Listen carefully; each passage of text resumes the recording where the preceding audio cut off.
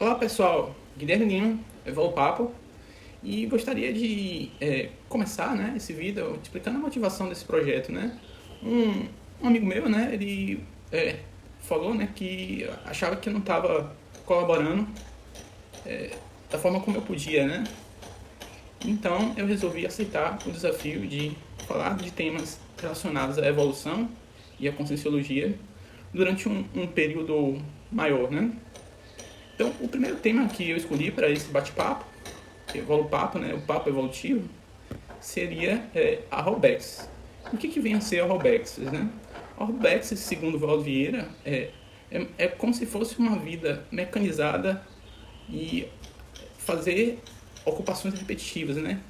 A analogia de Robex significa robô existencial, né? Uma pessoa que tem essas atividades, né, repetitivas e meio que robóticas durante o dia, né? A analogia que se faz, de certa forma, é como se fosse um sonâmbulo, né? Uma pessoa que vive, mas não tem atenção plena naquilo que ela está se propondo a fazer, né? Então, o Valdo, ele dá, né, alguns exemplos claros, né, que a Robex está presente. Então, uma pessoa que tem descontrole alimentar, seja para muito ou para menos, né? Uma pessoa que não se alimenta da forma adequada, que come demais ou que come de menos, né? Tem a anorexia, né? Um outro item que ele fala, né, de casos claros de Robex, né, é assistir TV de 4 a 5 horas, né? E ele chamou esse ato, né, de assistir TV demasiadamente de vidiotia, né? Na época que o Valdo trouxe esse conceito, ainda não existia a internet e os games estavam começando, tá? Então, de certa forma, a gente pode admitir que também existe, né, a internet idiotia e a game idiotia, né, que é a idiotia dos jogos, né? São aquelas pessoas que excessivamente deixam de viver para para não fazer nada de produtivo para sua formação como indivíduo, né? Uma outra forma que o Valdo aborda, né, a forma clara de Robexes, seria tomar sol das 10 às 16 horas, né? Então, isso era muito comum no Rio de Janeiro, o pessoal, inclusive, em dia de semana, né, tomando sol em um horário que é inapropriado, né, é considerado inapropriado para a pele, né, que pode dar até câncer de pele, né? Um outro caso claro que ele aborda é a questão do fumo, né? E eu também consegui escapar dessa também, apesar de meus pais fumarem, eu nunca fumei. Então, seria um caso claro, né, em que a pessoa tá ingressando aí na robotização existencial, né? Um outro exemplo disso são as drogas, né? No qual o álcool se inclui. E isso realmente é um problema, né? Porque é considerado, de certa forma, uma forma de robotização. E você tem uma outra questão de exemplos, né? A opinião pública, quando essa opinião é tirânica a ponto de se impor sem a possibilidade da contradição, né? Um outro exemplo seria se deixar levar pelas frivolidades da moda do dia a dia, né? As coisas sem sentido, os modismos, né? E um último exemplo seria justamente o pensar com a cabeça de baixo, né?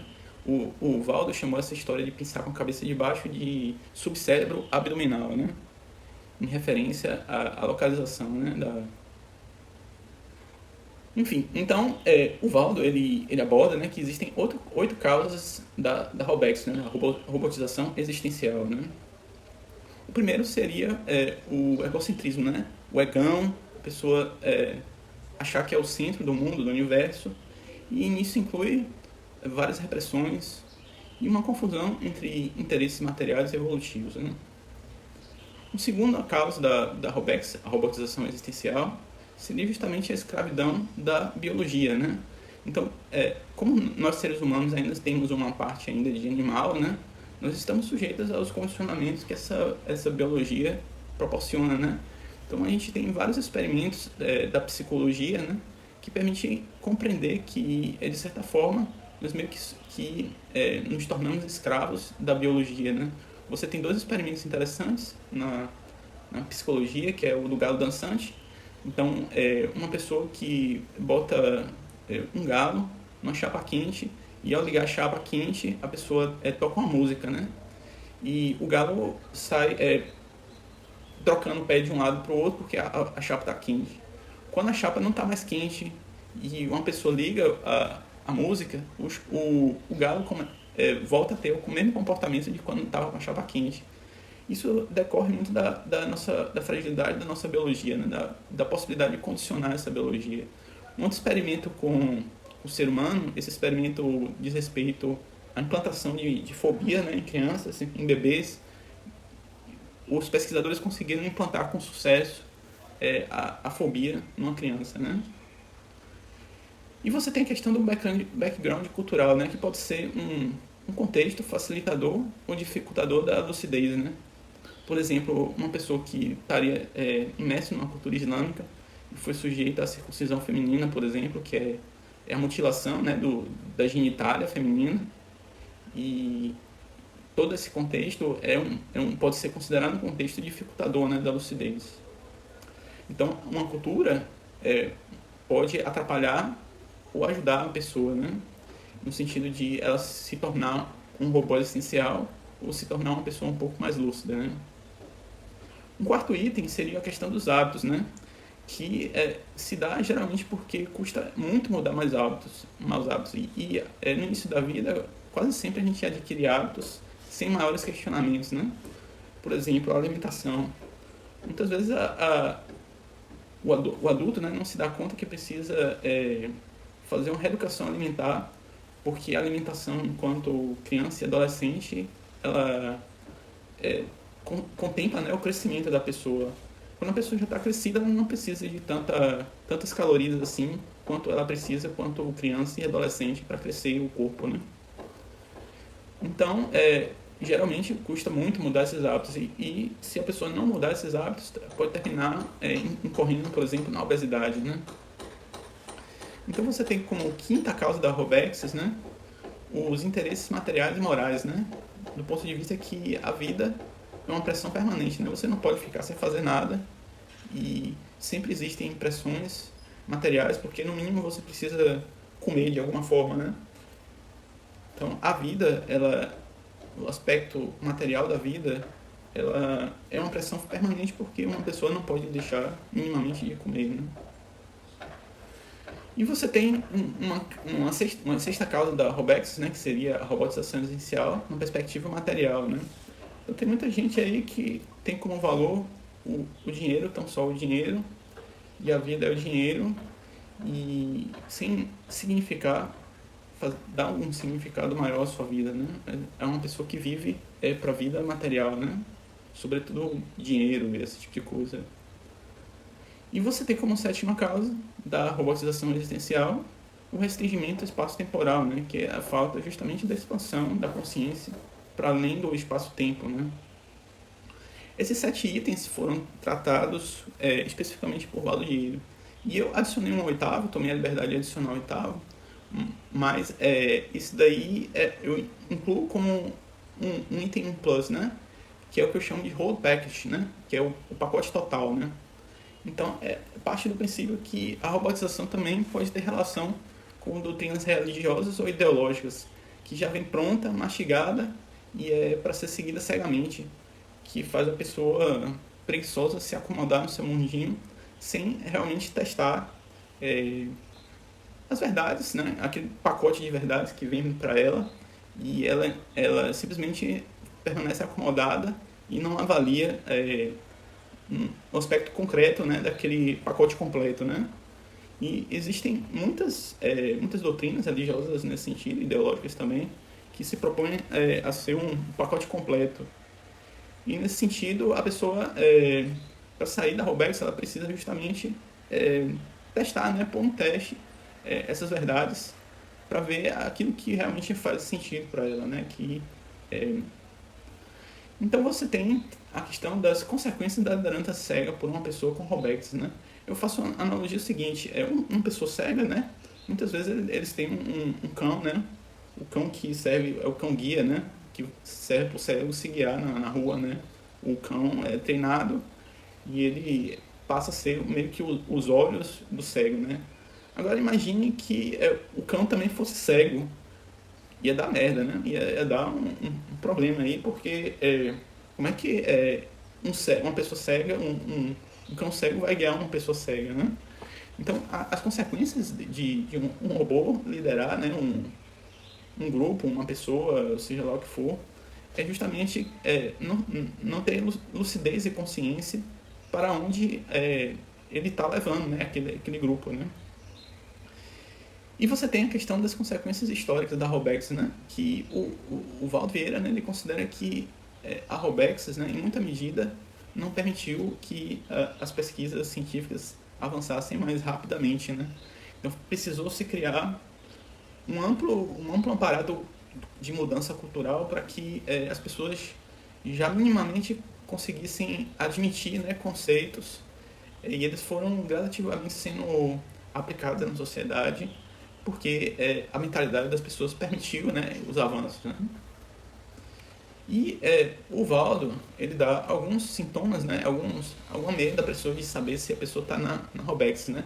Eu não sei se com um só desses itens, se você poderia se classificar na Robex, né? Mas, enfim, existem vários itens, né? Eu acredito que um só não é suficiente. Eu diria que precisaria ter pelo menos uns 3 itens desses para uma pessoa ser considerada um robô essencial, né? Um robô Robex. O primeiro seria a questão da subordinação dogmática, né? Uma pessoa que diz amém para tudo de uma corrente ou ideologia, sem fazer nenhuma espécie de reflexão crítica e sem ter nenhum meio para avaliar aquilo que ela acredita, né? Você tem a questão da repressão, né? Que é a pessoa que está efetivamente reprimida, reprimindo emoções e tal, e ela em algum momento essa emoção sempre retorna, né? De acordo com a psicanálise, a repressão faculta, né, aparecer nos sonhos aqueles elementos que nós reprimimos, né, conscientemente. E você tem a questão da exaltação da juventude, da beleza física, da riqueza, do silêncio da vida material e da fama, né? A exaltação desses itens também seria uma forma, né, de robotização existencial, né? Até aí eu acho que eu não tenho nada a dever, né? Acho que não sou um robô, né? Um item seguinte seria sofrer influências indesejáveis de pessoas com quem convive. Eu acho que nesse sentido seria mais para uma pessoa que não consegue conviver, seja uma pessoa de difícil convivência, né? O que eu acho que não se aplica exatamente à minha situação atual, né? Mas é importante, um importante balizador para você ir analisar para ver se você está na robotização ou não. E você tem a questão de priorizar coisas não mentais, né? Não planejar uma vida intelectual, ficar só na superfície sem explorar a questão da vida intelectual, né? Seria uma forma de Robex, né? Uma outra forma de diagnosticar, né, um sintoma da Robex seria justamente em 50% do tempo, que o seu tempo é gasto com coisas que você não gosta e que não te satisfazem, né? Seria o caso de uma pessoa que está vivendo, né, a Robex, né? E eu não creio que para mim seja esse o caso no presente, né?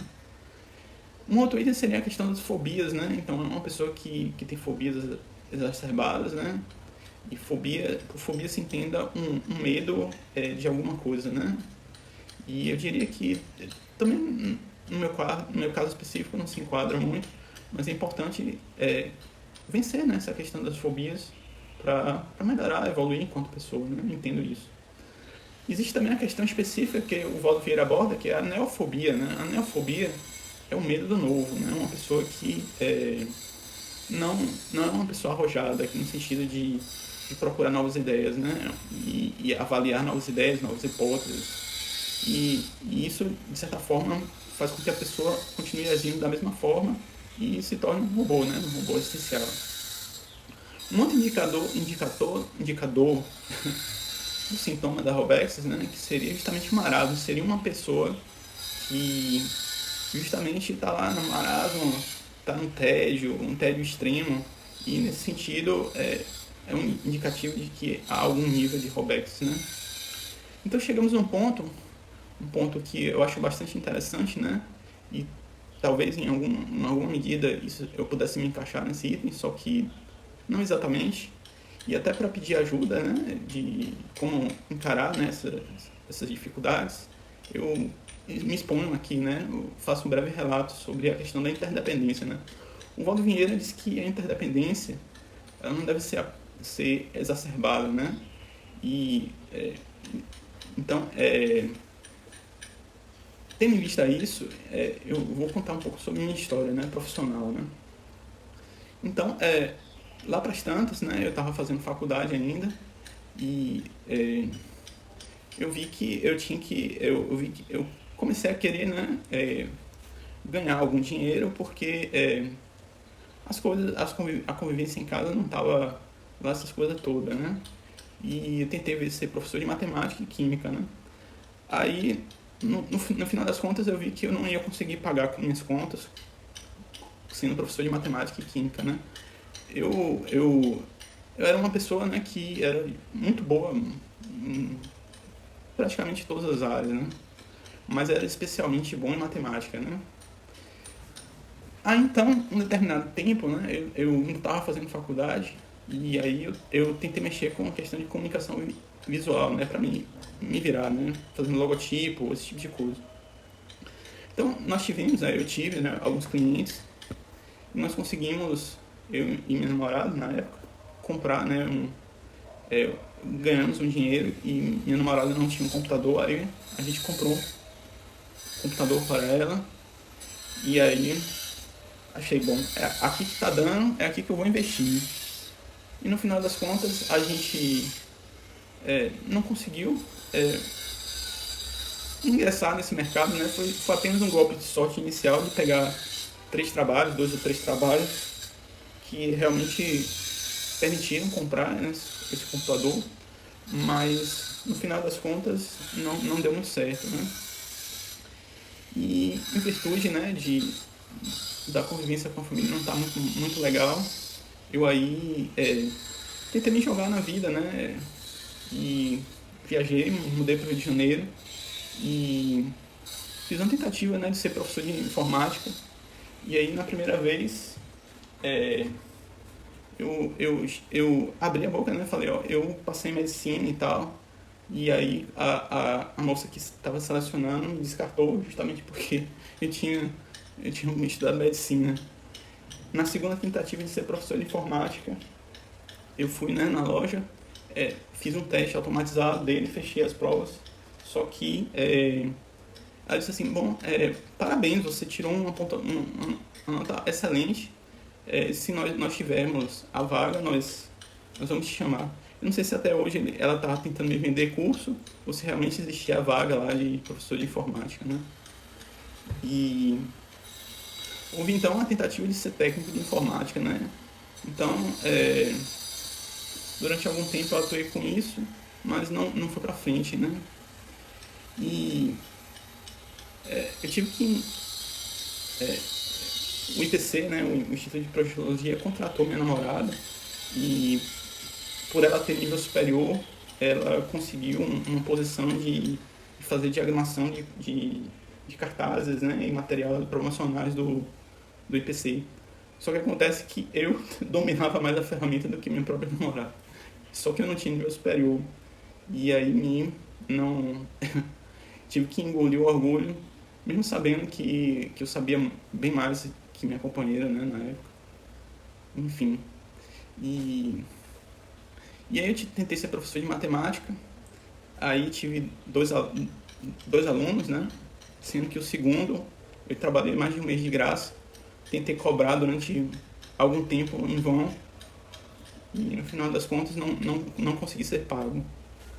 Aí não achei que seria um bom negócio investir nisso. Então aí eu tentei, né? Meu pai tentou arrumar uma posição para trabalhar no mercado de ações, né? Só que eu achei que não era para ganhar nada, né? Mas existia a possibilidade, né? Mas eu achei que não seria algo palatável, né, para mim, porque eu acho que não ia dar. Eu não tinha conhecimento, né? Então ia ser um tiro no escuro, né? E aí veio a questão da tentativa de fazer um jornal de Conscienciologia, né? Essa tentativa, ela, quando estava lá pro terceiro mês, eu disse, a gente, se o IPC não parar a gente, né? Os cursos do IPC na época bombaram, né? Venderam bastante. Eu falei, se o IPC não parar a gente vai terminar. O próximo mês, a gente não vai ter mais dinheiro em caixa para fazer o jornal. Aí, terminou, o IPC não manifestando interesse, e aí, durante o tempo, o jornal acabou, né? Então, algum momento eu fui para Foz, né? Fazia a tentativa de ficar em Foz, foi tiro para qualquer lado, né? Eu estava topando, na época, trabalhar com qualquer coisa, né? Que me permitisse ficar em Foz. E eu, literalmente, fui fisicamente na cidade inteira, né? Onde existia algum lugar na cidade urbana. Eu passei e visitei todos os locais fisicamente, né?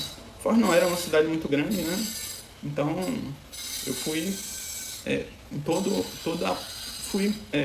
a mapa que existia, né? Em Foz. E tentei, né? De todo jeito, descolar alguma coisa, mas não consegui nada. E terminei voltando para Salvador, né? Em Salvador, eu mais uma vez tentei, né, arrumar um trabalho. E mais uma vez me jogaram na cara que eu não tinha nível superior, né? Era até interessante porque eu tive um amigo que ele fazia revisão de um jornal de bairro, então ele ganhava tipo assim R$50 por edição. E aqui em Salvador também tinha esses jornaizinhos, né, de edição limitada. Aí eu tentei arrumar, né, fazer um trampo para ver se corrigia os erros de português. Um dos jornais, um dos exemplares tinha, sei lá, 50 erros. Era um negócio assim absurdo. E aí, no final das contas, disse, você não está formada não, então vá, continue lá, vá se formar, depois aí a gente vê.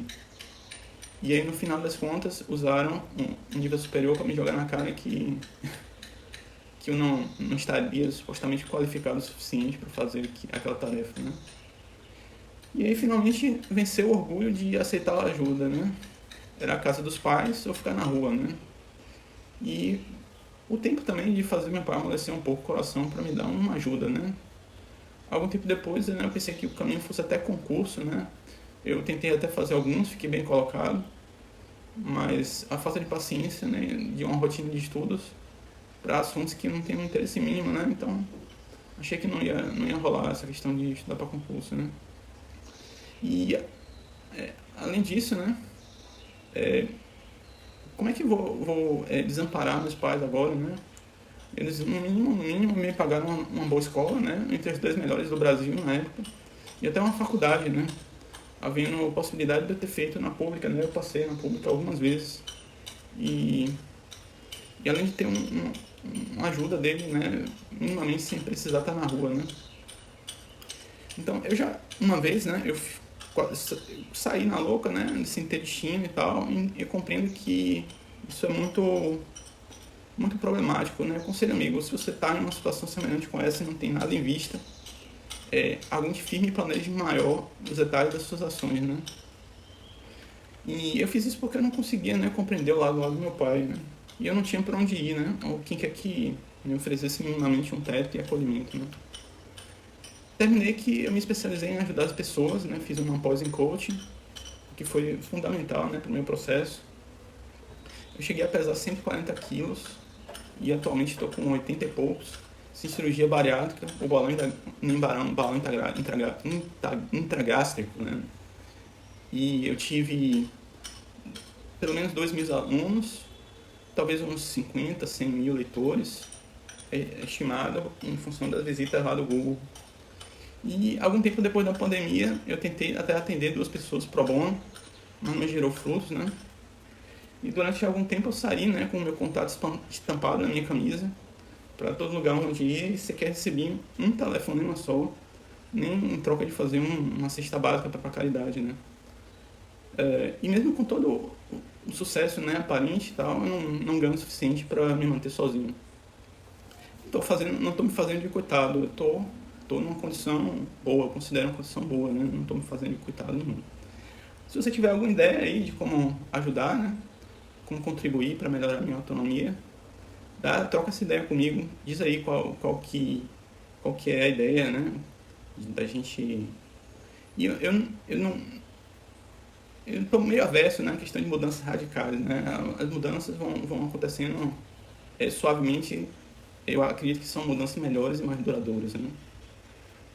E falando sobre isso, eu digo que, então, eu acho que, de certa forma, essa interdependência que eu tenho, apesar de ainda ser, né, uma interdependência da família e tal, ela não é, acredito que não mais patológica, né?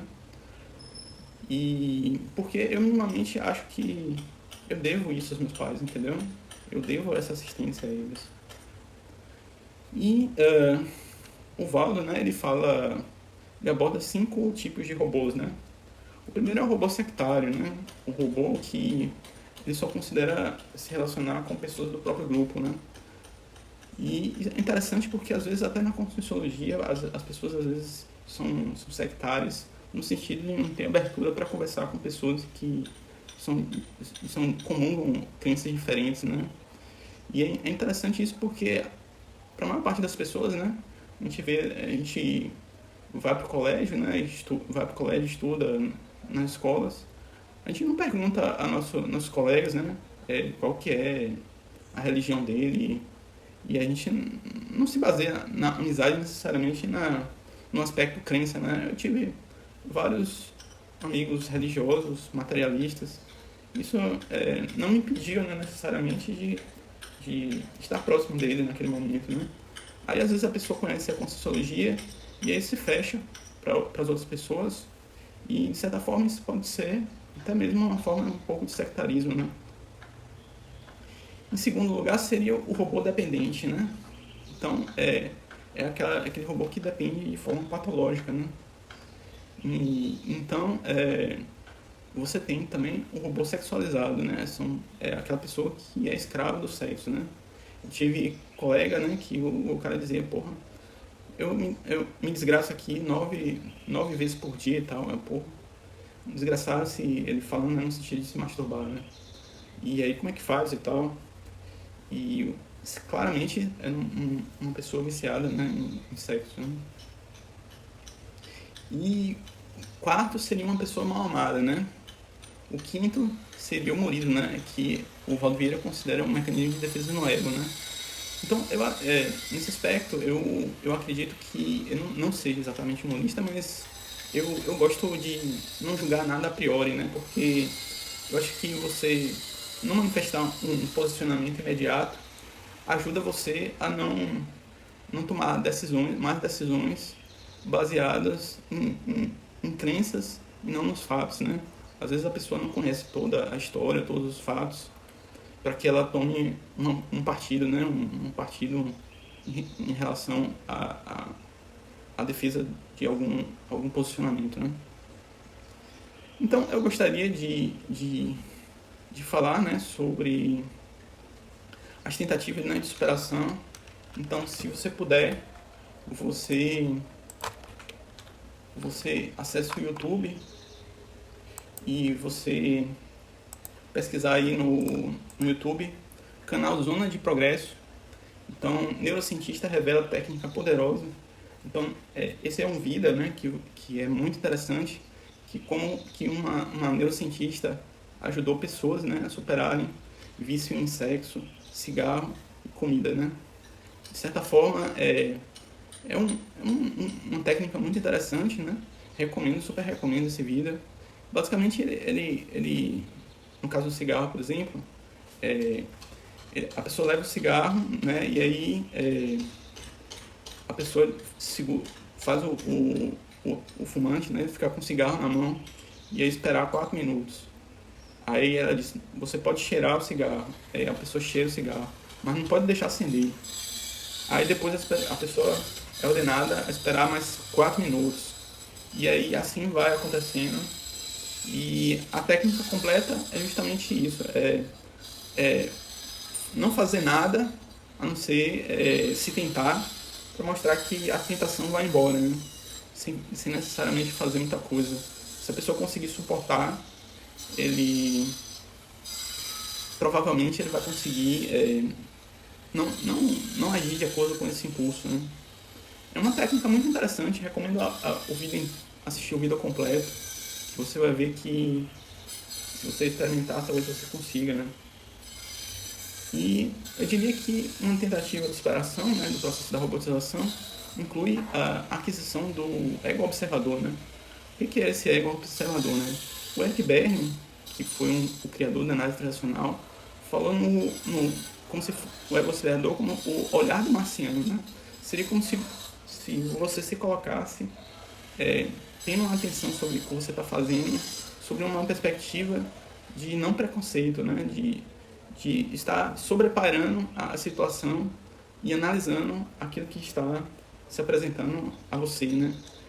Então, é você estar o tempo todo atento, né, nas suas manifestações, nas manifestações do outro, para justamente adquirir maior capacidade, né, de mudança, né, de mudança e de interações mais conscientes, né. Eu faço alguma analogia, né, isso com o antivírus do computador, né. Às vezes a gente está com vírus no computador e não está sabendo, né, que está com vírus. E aí a gente precisa de alguma coisa externa, né, um antivírus, para saber o que tá pegando aqui, que vírus é esse aqui que está dentro da nossa cabeça, né, entre aspas, né. E outros nomes incluem autoanamnese consciencial e a auditoria do pensamento, né. Então, chega uma parte, né, esse aspecto aqui eu não tenho muito sucesso nisso, mas entendo que em algum momento isso aqui vai precisar ser efetivamente trabalhado. Eu tentei durante até algumas semanas implantar, que é a questão da respiração consciente, né? E essa respiração consciente seria no sentido de a pessoa respirar de forma mais pausada.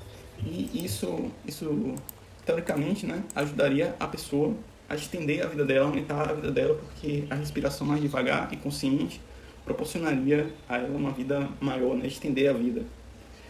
E a respiração consciente, de certa forma, ajudaria a pessoa na consciência do aqui e agora, né? Então, o canal, para você ver aí essa técnica, que é conhecida como Ujjayi Pranayama, que você vai ver no canal The Yogic Lens, e aí você vai ver Ujjayi Pranayama. Se você clicar na busca, você provavelmente vai achar aí esse canal. Então, nesse contexto, né, eu gostaria de introduzir, né, a questão dos níveis de robotização, né. O primeiro nível de robotização seria o segmento dos modismos e comportamentos aprendidos, né.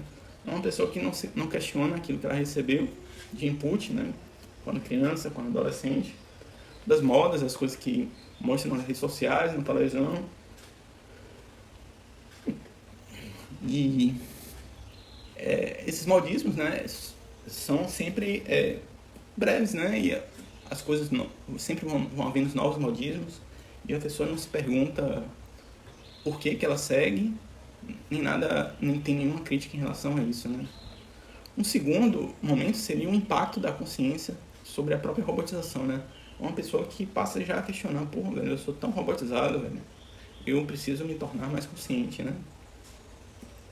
Aí um terceiro momento seria a tentativa de desenvolver um ego observador, né. A tentativa de desenvolver o ego observador permite que a pessoa se torne mais consciente sobre o seu cotidiano, né, e aumente o poder de controlar os seus comportamentos e hábitos, né. E o seguinte seria justamente conseguir desenvolver algum poder para modificar, né, os seus comportamentos e hábitos físicos, né. Aí eu diria que o nível seguinte de robotização seria um impacto da descoberta da espiritualidade, né. Seria aquela pessoa que tem um impacto, né, de experiências transcendentes, e aí ela vê que realmente a espiritualidade é uma realidade, né. E o quinto seria as tentativas sinceras das reciclagens intraconscienciais, né, que é a reforma íntima, né. O início da lucidez propriamente dita começa aqui nessa fase.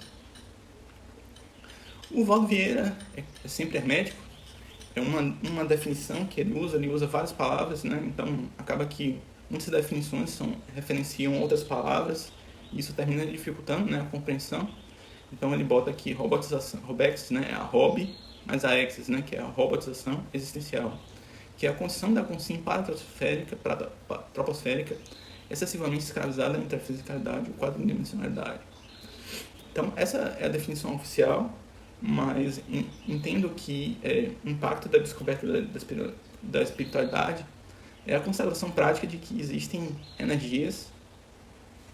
Nesse sentido, eu diria que o que me tornou mais consciente das energias foi o curso integrado de projeciologia, né, que eu fiz no IPC.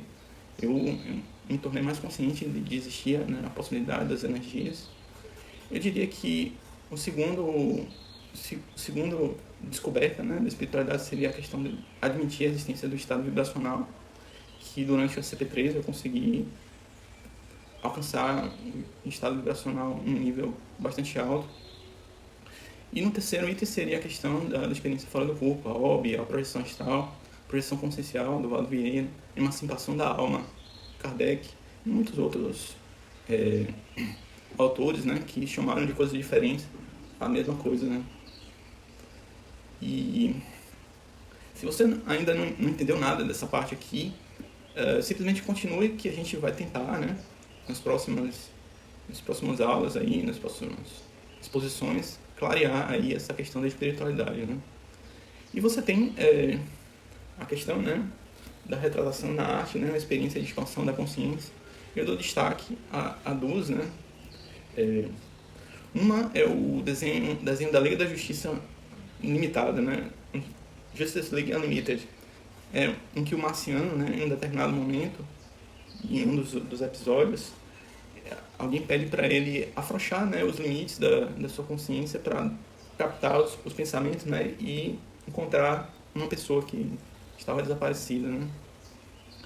E aí acontece uma coisa interessante, o Marciano ele expande a consciência dele, e aí ele, como há tanto sofrimento, né, as pessoas sofrendo, aí ele se torna, ele sente aquela dor, né, das pessoas, e aí se passa um tempo, né, para ele voltar ao normal e tal, e de certa forma a arte pode imitar a vida, né, de alguma forma a expansão da consciência em algum momento possa trazer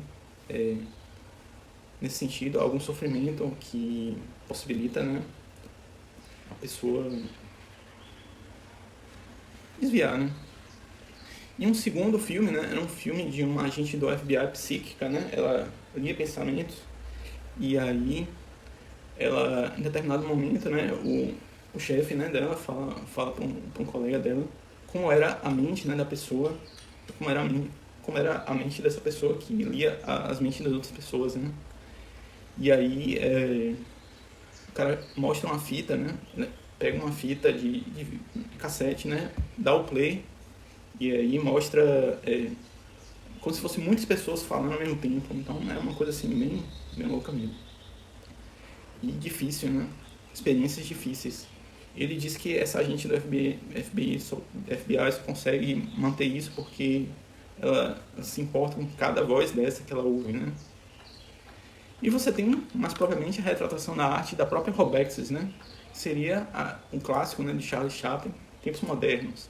Tá caindo no YouTube que você provavelmente vai achar alguma coisa aí. Então, no mais, é isso aí. Um grande abraço. Até a próxima.